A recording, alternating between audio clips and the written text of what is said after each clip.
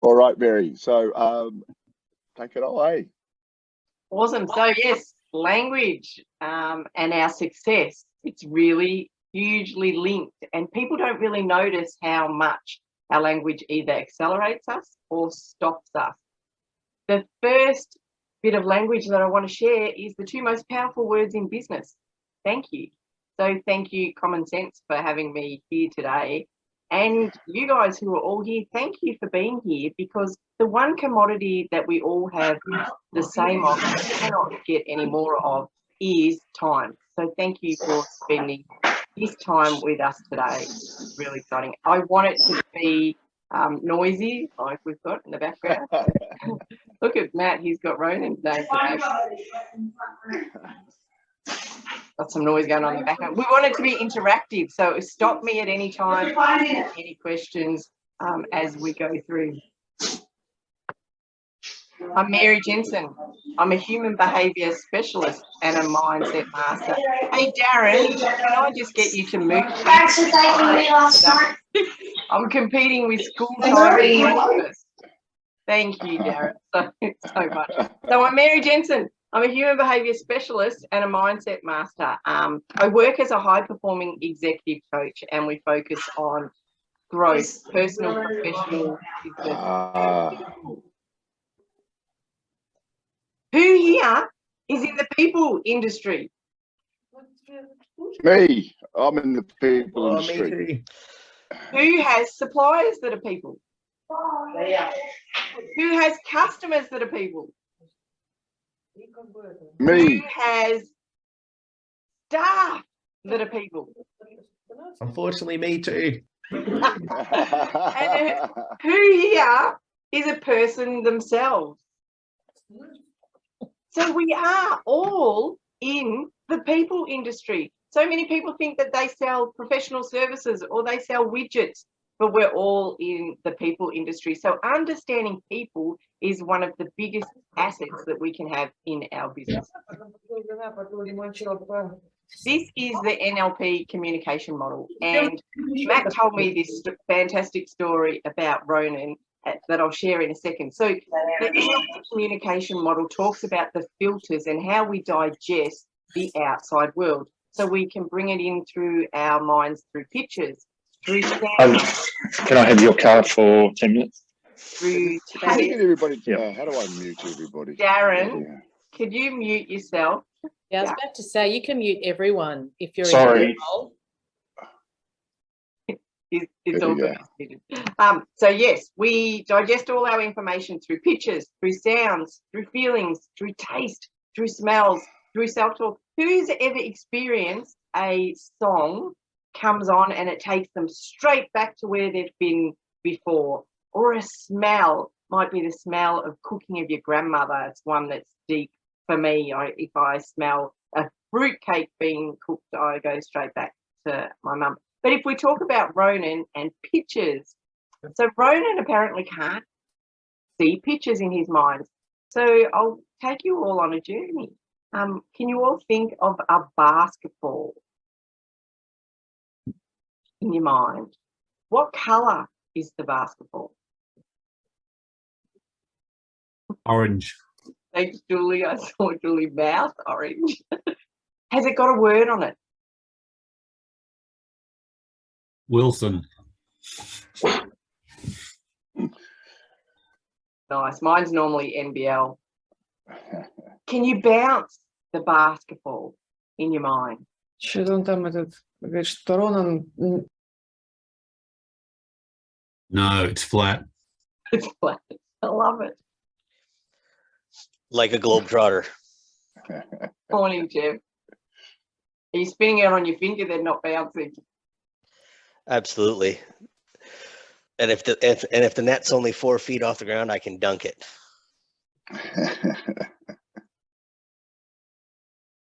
So everyone can make that picture in their mind. 5% of the world can't do that, and Ronan's one of those people. Recording in progress.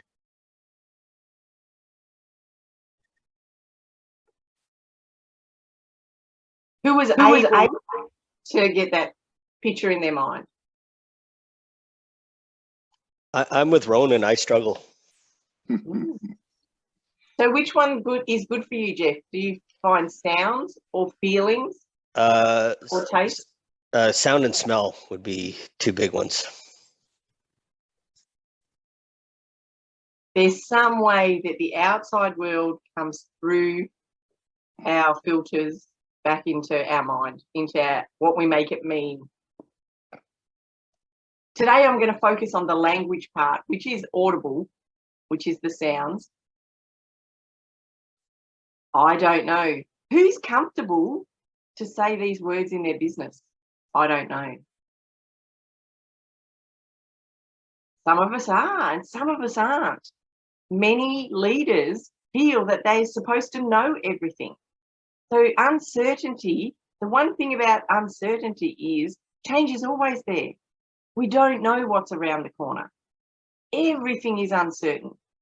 When we bring certainty into our life, it's actually a false sense of certainty because really everything is uncertain. We don't know if we'll be here tomorrow. We don't know what will happen tomorrow. Everything is uncertain. So having a great relationship with uncertainty will help accelerate everything in your life. Who wants to win? Me. Who wants to win, be the only winner, the first winner? Can we unmute and have some participation? Who wants to be the only winner, the first winner? Happy to share. Nope. Yeah, it doesn't, don't care. Yep. Nope. Fantastic. So we're always much better off if we win as a team. If we learn to do joint ventures, if we hang out with incredible people, if we do deals in business where we all win. There's some people that want to be the only winner out there. Yeah, most of the people I negotiate with. Ah, does it make it difficult, Stephen? Yeah, it does. Look, there are some customers that see any relationship with a vendor as one that's only good if they've really screwed the vendor as hard as they possibly can, and that's okay. I can deal with it, but it's not much fun. It's not much fun, is it? And when we can increase our fun in business, that's where we'll enjoy it so much more. Which brings me to this one, Stephen, negotiation. So negotiation, who does need to screw that deal? I've got a couple of clients that believe they are the best negotiators in the world, that they screw everything they can out of a deal.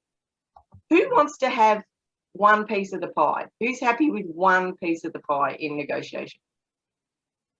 Depends what it is. Who thinks they're greedy if they've got half the pie? I'm a two-pie kind of guy. I eat two pies. I'll go make more pie. Depends how many are at the pie party. Yeah. That's a good one, Alex. I have a theory that every bad thing in the world can be linked back to some individual believing they deserve more than a fair share. Interesting, a fair share. So we're talking about business. Who wants the whole pie? You heard Matt, he wants both pies. I want both. I'll eat two pies, then a sausage roll. I'm a fat guy. I'm a big guy. I'm with Matt. I'll have two pies. I'll have three pies. I'll have four pies because in business, we have the recipe to make pie. We have the recipe to make more business. So isn't the job to make the pie bigger? I just like to make more pie. They cook Everyone quicker. gets a pie. Yeah, they cook Everyone, quicker. you get a pie. You get a pie. Everybody gets a pie. I am Oprah. I remember before Christmas, my grandmother used to have on the bench 150 Christmas cakes ready to go. It's like that. Business is like that. We can have as many as we want, 150, 250. We've got the recipe to make business. So we don't need to squeeze those deals. If we've got a deal on the table where I win 70% and you win 30%, how many of those deals do you want to do? And there's three types of answers that I get to this question all the time. The first answer is, no, I want the 70%. You can have the 30%. The second answer is, no, I want it to be fair. Let's go 50-50. But the answer I love to hear and the people that I love to work with this answer is, I'm happy for you to have 70%. I'll have the 30%, and let's do those deals till the cows come home because we're both winners. And if it's a win for me and a win for you, it's usually a win for the greater good as well. So let's start looking for more of those deals.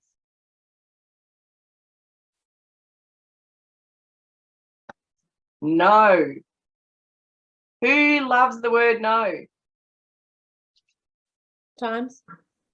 Who's comfortable with using the word no? Yep. Who identifies with being a people pleaser? Absolutely. Definitely. Look at this little fellow there. He's definitely a people pleaser, isn't he?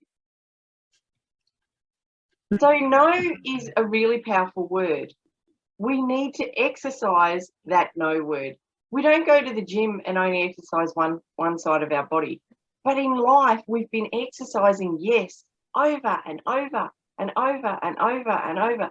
And we've been programmed from a very young age that to be amicable is to be likable. And people want to be liked and often say yes when they need to say no. People that work with me get a full week of saying no. They have to say no to absolutely everything and have a lot of fun with it. One of my clients is Bianca Wilson. She's the general manager of Century Cranes in Cairns, and she was signing a $3 million deal in no week. And she's like, I can't say no. I've got the bankers and the lawyers.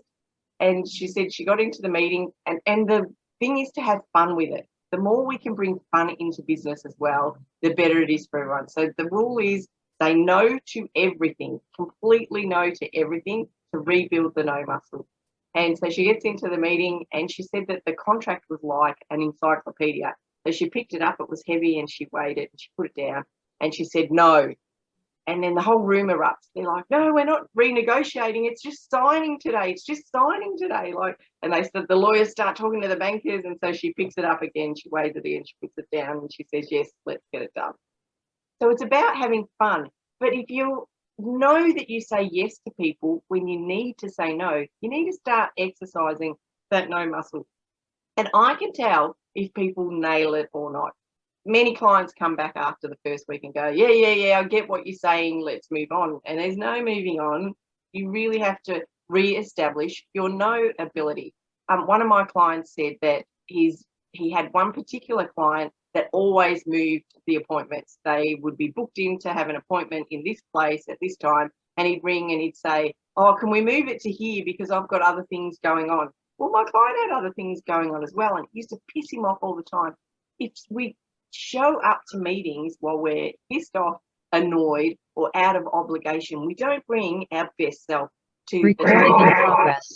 So this particular client then said to his client, no, I need it to be where we've already booked it in.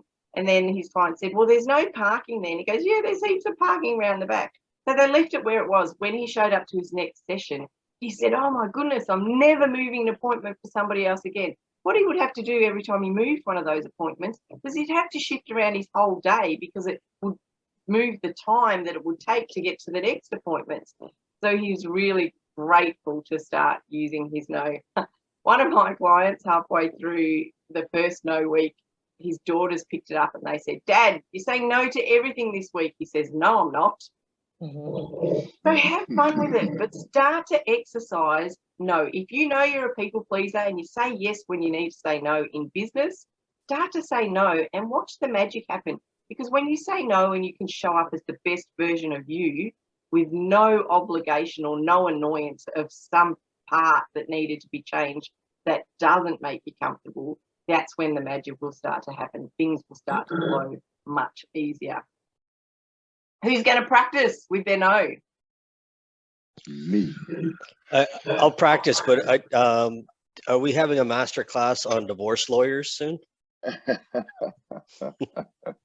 No. I think your wife will be happier if you're happier. You know, it's an energetic thing. And if you're saying no to things and it's making you happier because you're not showing up out of obligation. I have a meeting with the No, I'm CEO not gonna straight do it. after this. There. I'm not in. You're not in. You're not going to say no, Stephen. I'm going to do it, but I'm going to put my ice hockey equipment on for a week. And Steve Whisker, what was your comment? No, I'm not doing it. Exactly. No, Perfect. There's a way you are. Brilliant, Steve. Thank you. No week is awesome. I've worked with Mary, and a no week is just one of the most transformative things you can, especially if you are a people pleaser, because you know, we do say yes to other people before ourselves. So building that muscle, you know, we are a lot happier when we do the things, we say yes to the things that we want to do and no to the things that we don't really want to do. So yeah, so thank you. Thanks, Melissa. One of my clients' wives was particularly wise, and she started to say, I don't suppose you want to make me a cup of coffee.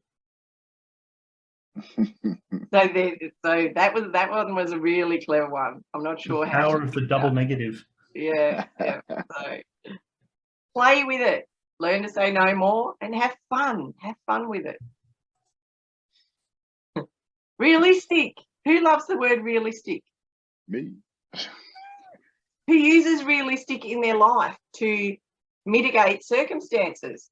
And Yeah, me. Is it a word that holds you back? I think Yes. it's realistic. Is it a minimizer? Is it something that turns things down? So I've got a client that says realistically in the next financial year they'll make 250,000 in turnover. I have another client that says realistically in the next financial year 5 million will be the turnover. And I have another client that says realistically 10 million will be the turnover. If realistic was an accurate measure, wouldn't all those amounts be the same? It's a word exactly like honestly.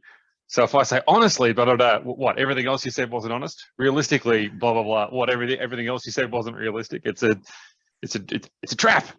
It's a trap. It is a trap. And it can stop us in business. It can put a ceiling on where we're going and what we're doing. And the ceiling is not created by the external world. The ceiling's actually created by us.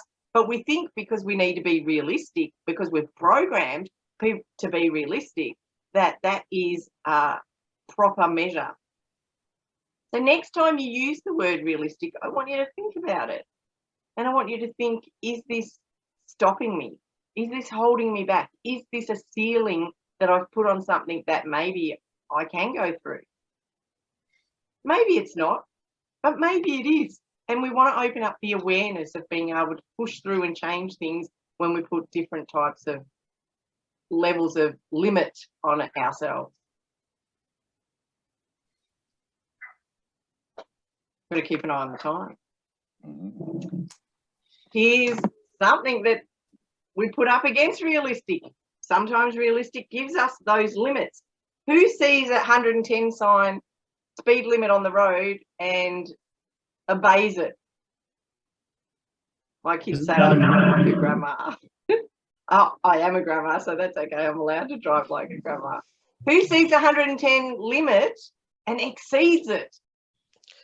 I used to, until I moved to Australia and got almost $1,000 in fines in the first 3 weeks coming from Toronto, where speed limits are just a suggestion. I learned my lesson. I couldn't afford to. Now I drive for sure the limit. It's just so many people obey the limit, and some of the limits that we put on are self-imposed limits. Many people see a speed limit on the road and they'll exceed that speed limit. No challenge at all. Yet they put limits on their business and then they stay under those limits. When we set our budgets and our goals in our businesses, it's great to set soft, medium, and hard. And always start with the soft limit. The soft budget is the one that you really want to achieve. And the medium limit be 10, 15% more than where you actually want to achieve. And the third, the hard limit, be something far out that you think is not achievable, because then you are likely to land in between. So you will exceed what you put as your soft limit, which would have normally been your hard limit.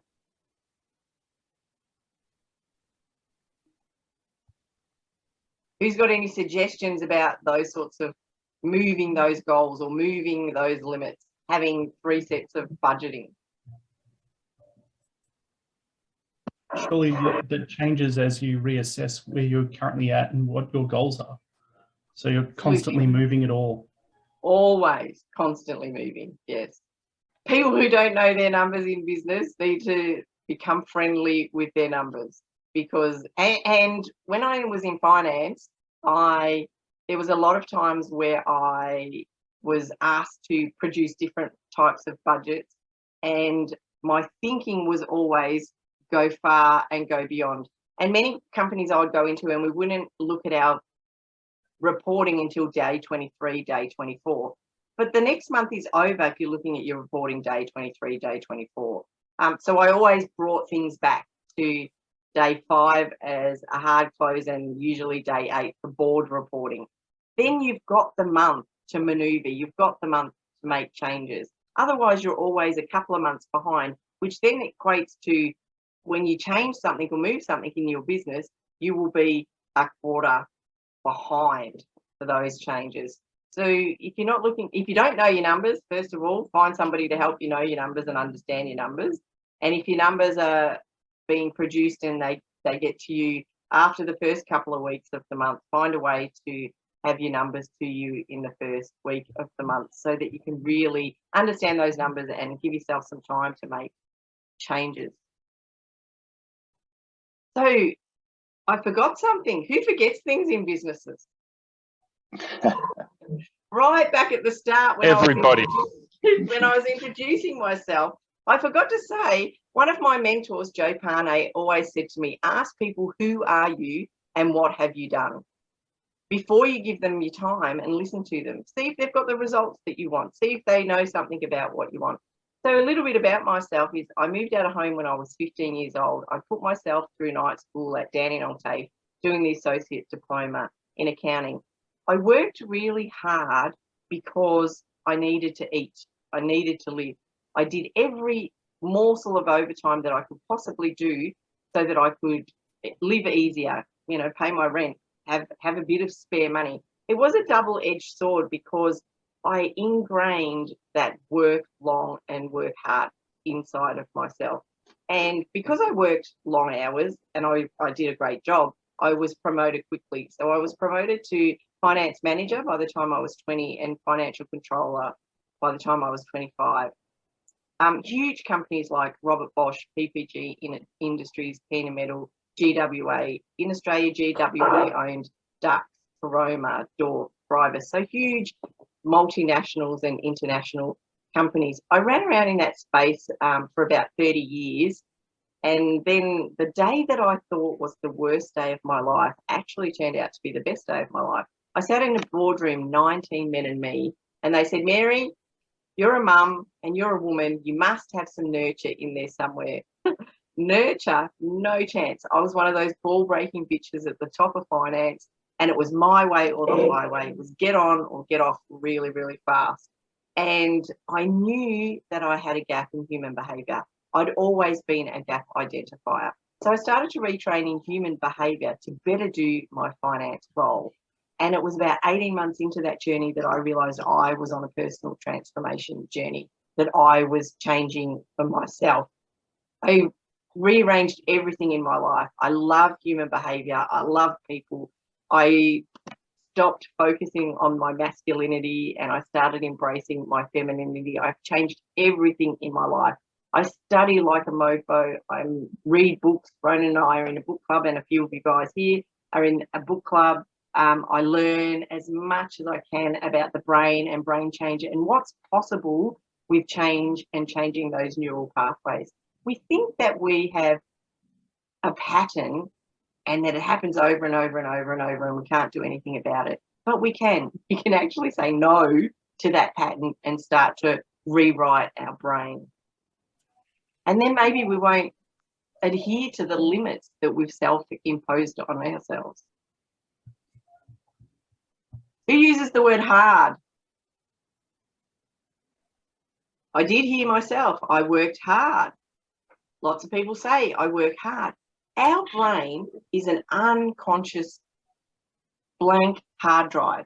It is programmed by what we put into it. If we say this is hard, our brain goes, oh, I know what to do, and it finds a hard way to do the outcome, a hard way to find the outcome. If we use easy, if we say this is easy, then our unconscious brain starts to look for easy ways to do things. So start utilizing language in your business to better do business easily or smarter. Smart, say I'll find a smart way to do this. I'll find an efficient way to do this.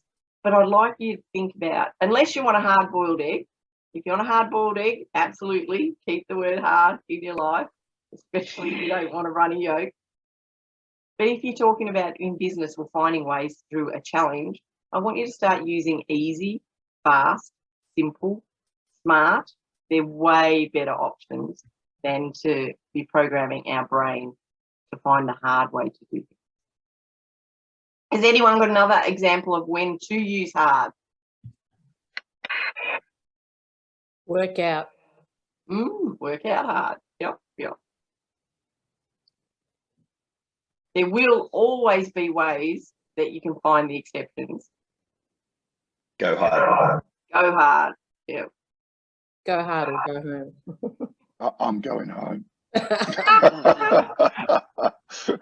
Work hard, party hard. I like it. I like it.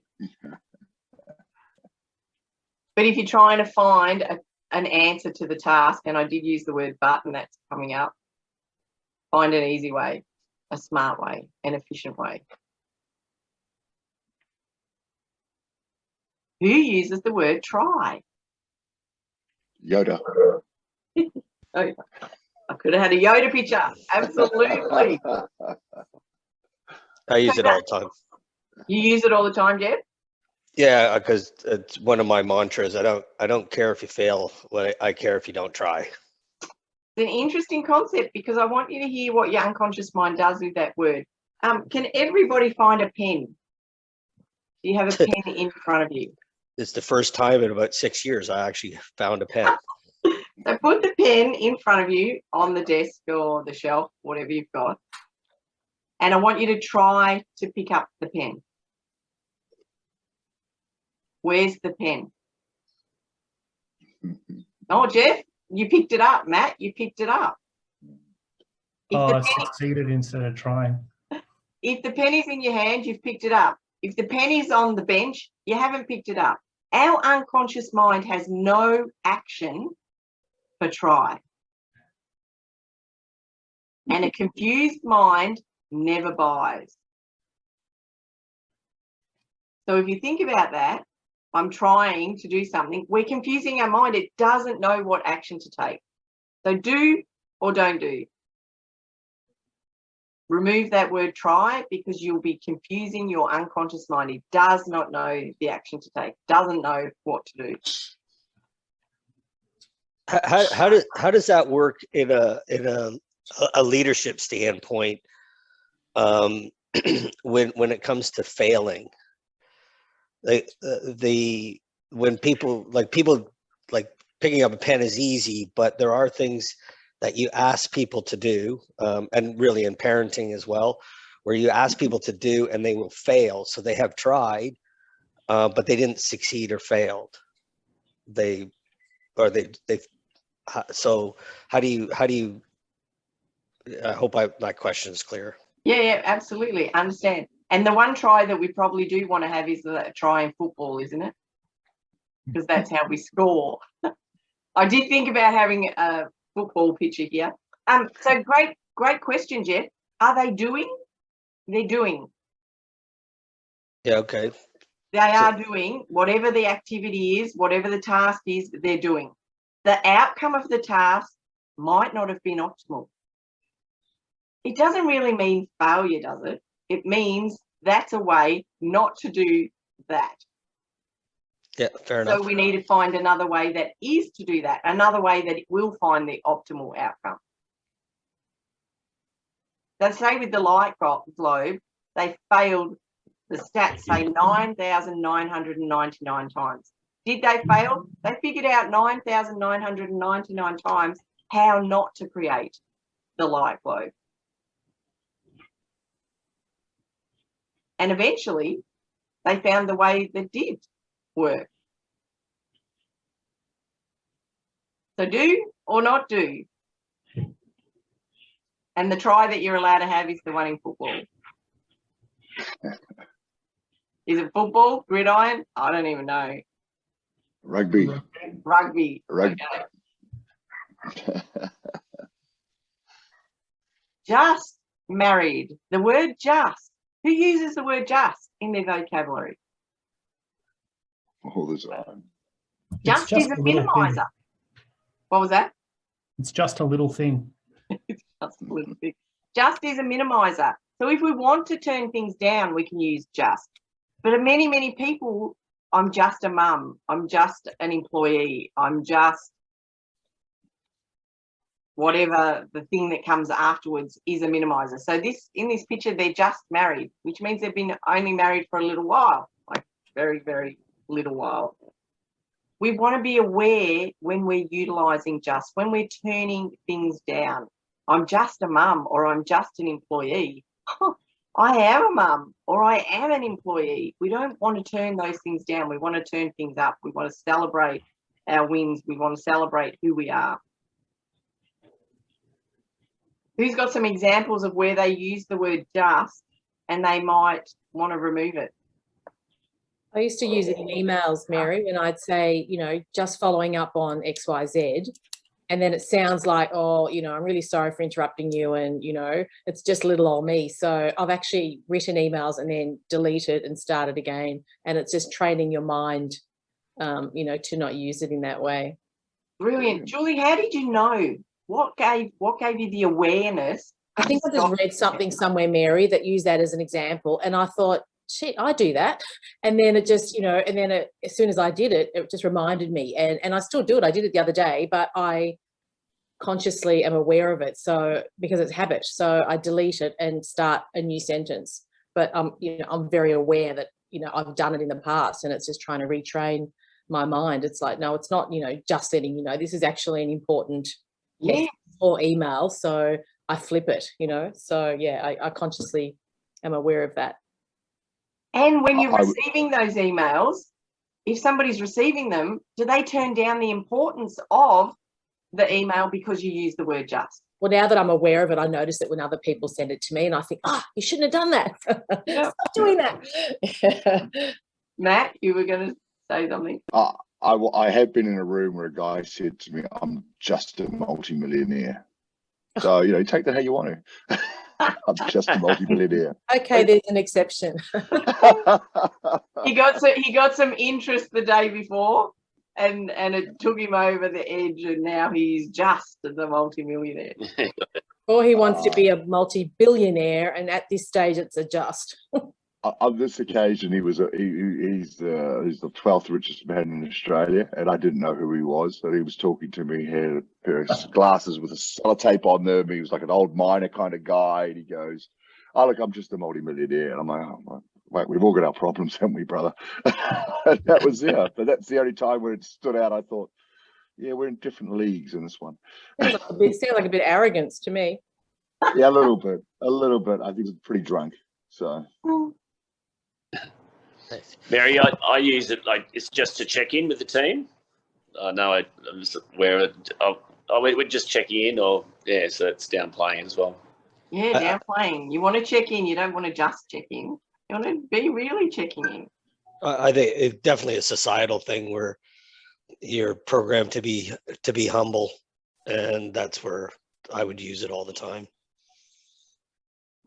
I'm just a $100 nair or whatever. So for women, unfortunately, this is a bit of a sweeping generalization. It's not for all, but for many, they say sorry all the time. They use sorry like the just. You know? Like, sorry, I'm here. Sorry, I'm interrupting. Like you were saying, Julie, that just like I'm interrupting. Sorry, people use sorry as an interchanging in there as well. But I'm Canadian. I realized how bad I do it 2 days ago when somebody called me on a wrong number and I said sorry, as if that was my fault. That I can't imagine. Yeah, be Canadian for a day. Yes, don't be sorry for existing, and don't minimize things by just be Canadian. Don't just be Canadian. Testify. Mary, I'm Canadian. Sorry to interrupt. I'm not sorry in spades. What was that, Steve? Sweeney? It's the Steve show today.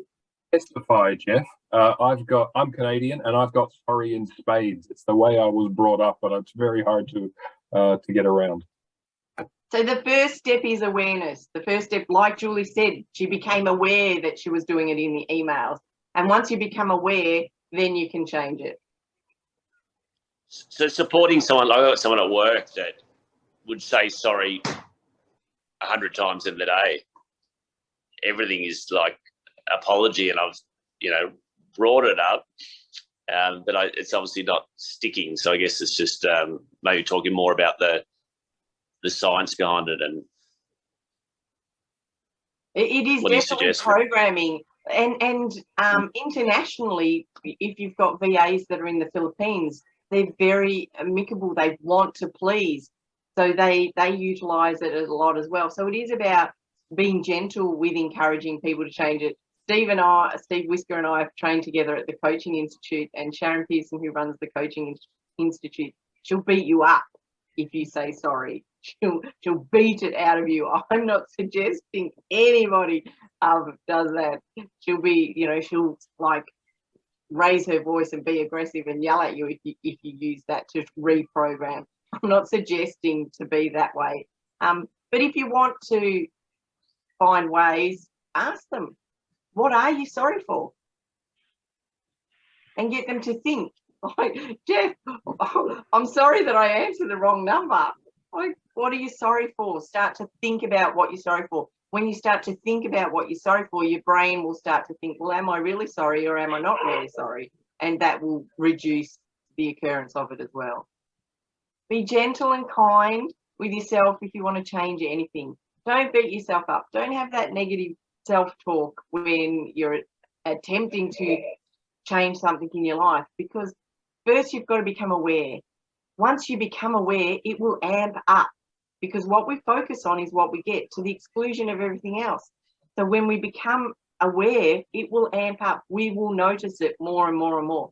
We cannot change it until we start to notice it. So be grateful. Oh, there you are. I've got some work to do.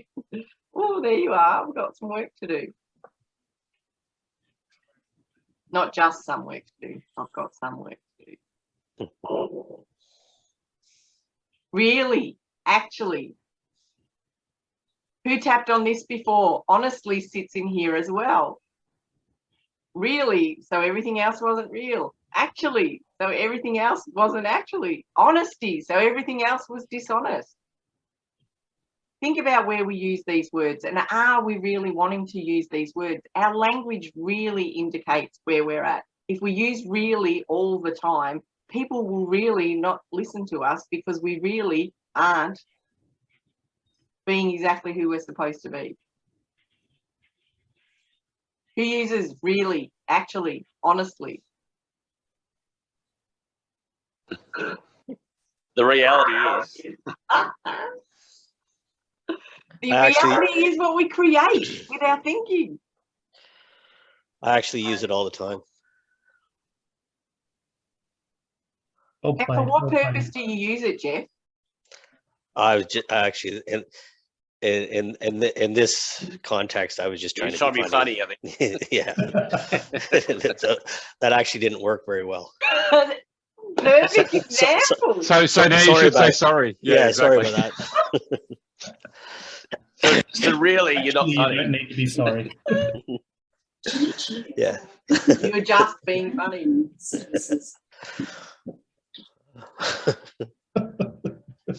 Love it. Yes, but many people who are teaching people about language patterns tell you to remove but from your vocabulary. I do not advocate removing but from your vocabulary. But I do advocate learning to utilize it effectively. So but is what we call a negator. Everything that we say before the but becomes negated when we slot in a but. And then we usually put our truth or what we really want to say after. I understand that you screwed that up, but this is how I want it to happen. We can utilize it in sales. The program is very, very pricey, but the outcomes of the program will far outweigh the return on investment. We can utilize but with volition, put it in the sentence so that we deliberately negate what came before. But if we don't want to deliberately negate what came before, then we don't want to use the word but in our sentences. Who hears themselves using but? And you're right, everything before the but is bullshit. Everything before the but is bullshit. Well, might not be. The program could be very expensive, but the value of the program is far outweighs the expensiveness of it. And I find when people are having conversations and they start, you've shared something, then they go straight with a but, then that's negating everything you've said. So being aware that you can change it and can make all the difference. Or in addition to. However. Moving forward. Was that a Julie Gillard thing? Moving forward, moving forward, moving forward. There'll be ways to utilize the English language to propel us and say what we really want to say. So how do I get to that one? Good service. How can I? What was that, Kelly? Oh, shoot. Oh, you can hear me. Sorry, Mary. I'm on the train. Awesome. Hey, I find I just try to pause. Like every time I'm going to say but, I try to do a pause and just start a new sentence. So, Ben, I love that. How about you pause instead of try to pause? I'm getting there. I'm working on it. Awesome. I love it. Thank you. Thanks for sharing. You versus I. You know when we always put the cup on the bench and we never put it in the dishwasher? Well, no, you might never put it in the dishwasher, but I do. So we often use you when we're disassociating from ourselves. And if we want to change something, we have to own it. We have to say I.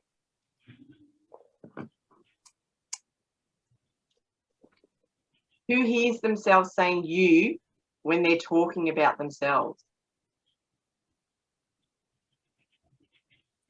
Usually shift it to we and go to the inclusive route.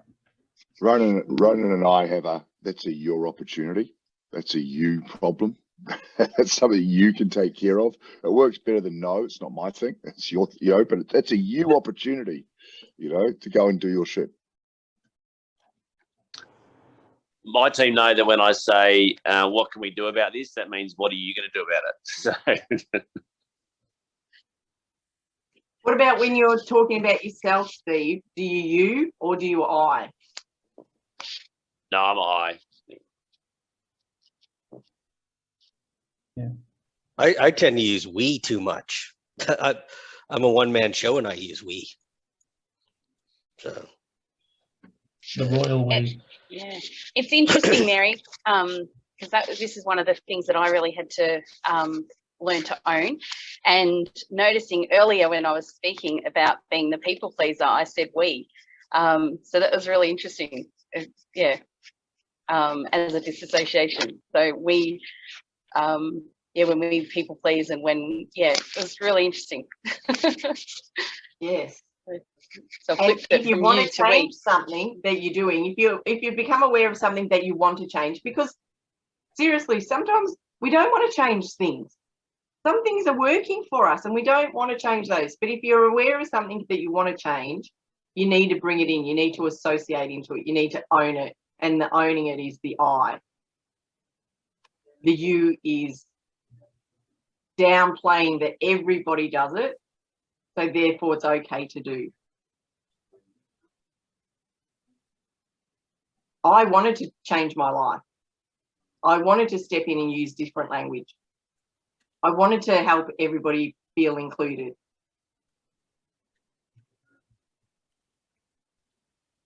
I want to help you all exceed in your businesses. I find it really interesting when you start looking at this language, you see it everywhere, like the use of it. Once it becomes the forefront of your thinking, you hear it all the time with people. So you see it everywhere, Steve, or I see it everywhere? I see it everywhere, yes. Perfect example. Actually, yeah, we all see it. So that's how we do it. You see it everywhere when we mean I see it everywhere.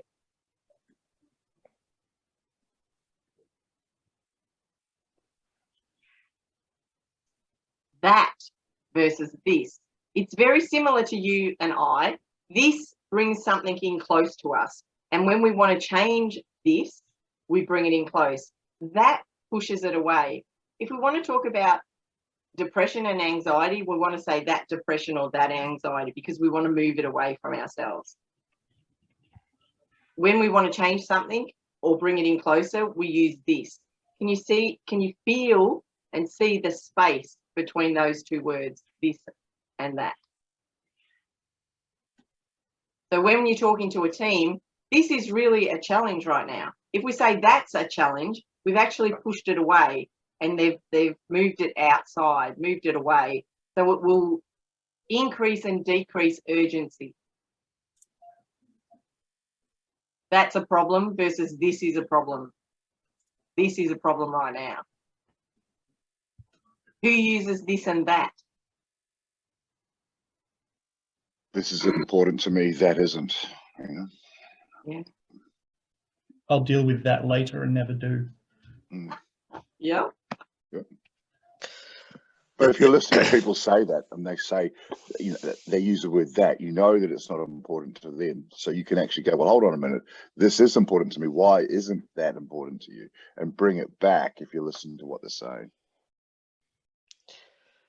Where were you guys when I had to teach this to Korean kids as an ESL teacher? This is the hardest lesson ever, was trying to explain the difference between this and that to a bunch of Korean 8-year-olds. I needed your help, Mary. I imagine this would have been a big challenge. Oh, it was that, because until now I didn't know the difference. So. Oh, now you can use this. Or that.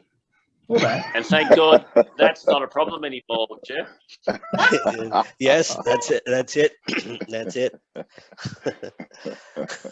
I love it. I love this. Yesterday, now, tomorrow. Who splits their time in their mind? So we've only got 5 chunks, the average person, or 7 chunks, the average person, to utilize at any one moment in time. Do we want to use those chunks of our brain stuck in yesterday? Do we want to use those chunks of our brain working at what we want to do here and now? Or do we want to use those chunks of our brain in tomorrow? Now, if we take care of now, when we take care of now, we'll be taking care of tomorrow, because we take care of everything we can in this now moment, and this now moment, and this now moment, and this now moment, and this now moment. There's continuous now moments. If we've got 5, 7 chunks, we've got 3 in yesterday and 2 in tomorrow, what are we really taking care of in the now? So there's a lot of things that talk about the power of now. Eckhart Tolle, there's many books you can read on focus and now. What are you talking about when you're talking about yesterday? You're talking about don't stress over something that happened yesterday or stuff that's in the past. Is that what you mean?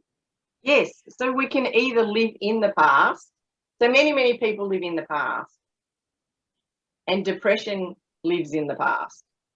People that are depressed today are depressed because they're living their memories in the past. Anxiety lives in the future. Anxiety is people stressing about what might happen in the future. Yeah. And if we take care of now, we don't need to bring in depression from the past, because now is a new moment. And we don't need to be anxious about the future, because now is the moment. If we can focus and take care of now, then we can set ourselves up for greater success in the future, because all of our chunks of our brain are focused on what we're doing now. Doesn't mean don't goal set, don't have dreams, any of that. It's when you're working, when you're focusing, if you're focusing on taking care of now, then your future will be taken care of. If you're working at the best you can do now, the success of right now, that predicts that you'll have success in the future.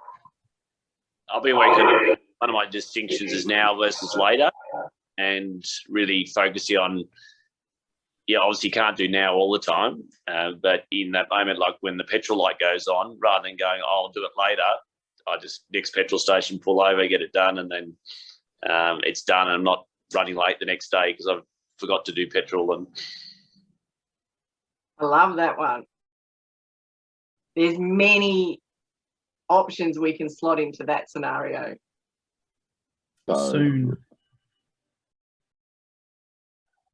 Soon is one that I often see used and abused all the time. And it's a very non-committal timeline. It's just like, oh yeah, I'll get to that soon. Maybe, if you're lucky. Later, yeah. Perfect, yes. And what can you do now? What can you do today instead of putting it off to tomorrow? When we say tomorrow, is it an infinite tomorrows? I'll do that tomorrow. I'll do that tomorrow. I'll do that tomorrow. Or I'll do it now. Now or schedule it. Or say no, I'm not doing it at all. Yeah, if you don't want to, say no. Absolutely. I say no to so many things now.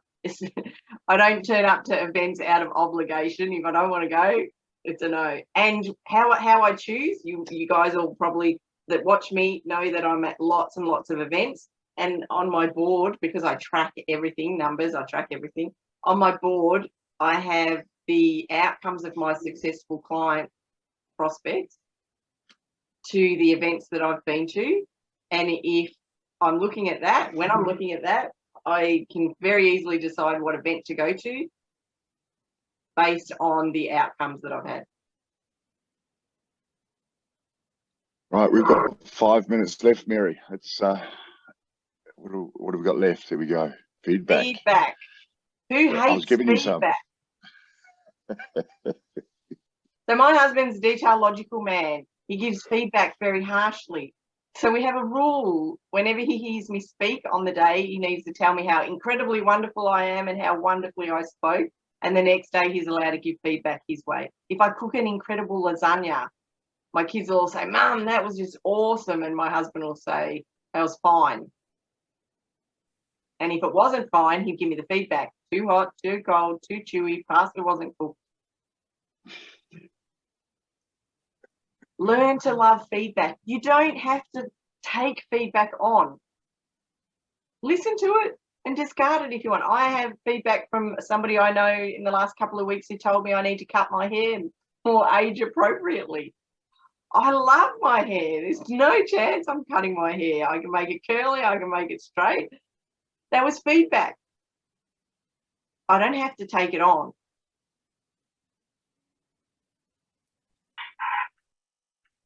I think it takes a lot of courage and to actually give feedback, and so I really respect when my team take that effort to come and give me some feedback.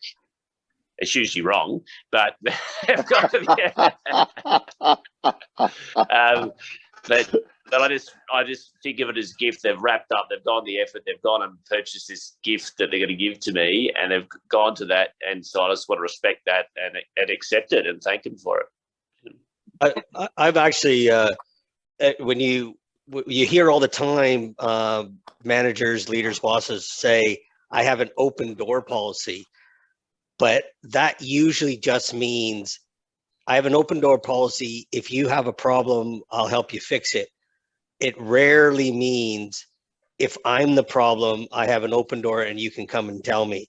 And that's something I try really hard to in staying in the people who have worked for me in the past is that I want to know when I'm the captain of the ship and I'm about to smash into an iceberg, you need to be able to tell me that. And I think that's, in my career, I've never worked for anyone who had that two-way open door policy.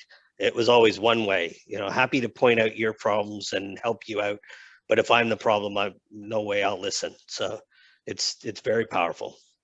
That brings a segue into right and wrong. Right and wrong gives us the two options. One's right, one's wrong. There's many, many ways. There's many ways up the mountain. There's side tracks. There's crooked tracks. There's round the back tracks. And there's also a helicopter. There's a lot of options. So we want to look at opportunities rather than right and wrong. What's another way to do it? What's another way to do it? What's another way to do it? Could, should, would. Do it. I must. I need to. They're words that we put in our mind. They're like the word we spoke about before, try. They're the words that lock us and hold us back. I'm going to do it. I can do it. So you generate your own experiences with the language that you use. We create our external world versus the language we use and what we think. Kindness. My eldest daughter is amazing at this. She says, Mum, manners and smiles, they're for free. Manners and smiles, they're for free. Utilize that language more. I'm stealing it. In your business. I'm stealing that, Mary. By all means. And be grateful. There's always something to be grateful for. Gratitude shields us from negativity. Gratitude makes us at least 25% happier. Gratitude rewires our brain. Gratitude eliminates stress. It improves sleep. It boosts our self-esteem and our performance. And it improves all our relationships.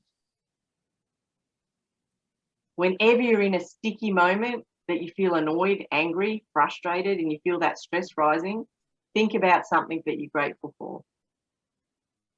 Mine's really easy. I think about my two beautiful granddaughters. I'm very grateful for them. And of course, Matt Murray is. He's a great friend of mine.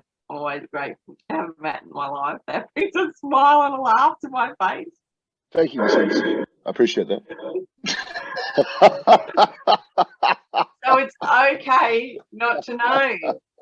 Learn that you'll trust and trust that you will know when it's time to know. When it's time to know, it'll be in the now. Become certain and become happy with the uncertainty. So we tapped into language patterns today. We do a heap of stuff at Empower Services. We utilise more than 200 scientifically backed model systems and frameworks. And I'd like to thank you, Matt. Thank you, Ronan. Thank you, Common Sense Events. And thank you all for taking the time to be here today. Thank you, Mary. It was really, really great today. I mean, words matter. When you listen to other people, you can often pick negative comments from negative people. If you can start to change those words, you're not seen as a negative person or an attacker person. If you can change that, or if you're listening to those words that Mary's brought up today, you can understand that people aren't hearing you or not understanding you, and start to change what they're hearing based on the words they're giving you back. You know, so there's some really good insights there. Confusion stops connection. You know, if somebody's confused about you, most people will smile politely because they're not going to tell you no. They're not going to not engage. They're going to, yes, and they're going to go off and do what they're going to do. It's going to cause you so much problems and then so much annoyance and anger, and because there's a confusion happening here.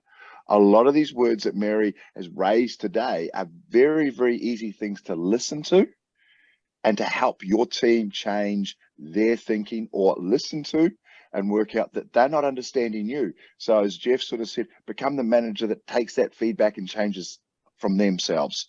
It was a great session. This will be recorded. It will go up. The slide deck will come up on Masterclass next in 2 weeks. We have TikTok. You know, is it part of your marketing budget? So we'll have that. Ronan will be back tomorrow, so he'll know to turn off everybody's mute, and he'll be a lot more organized and a lot more great. But Mary Jensen, thank you so much for today. It's been great, and thank you everybody that's come to this morning. I appreciate it. We're going to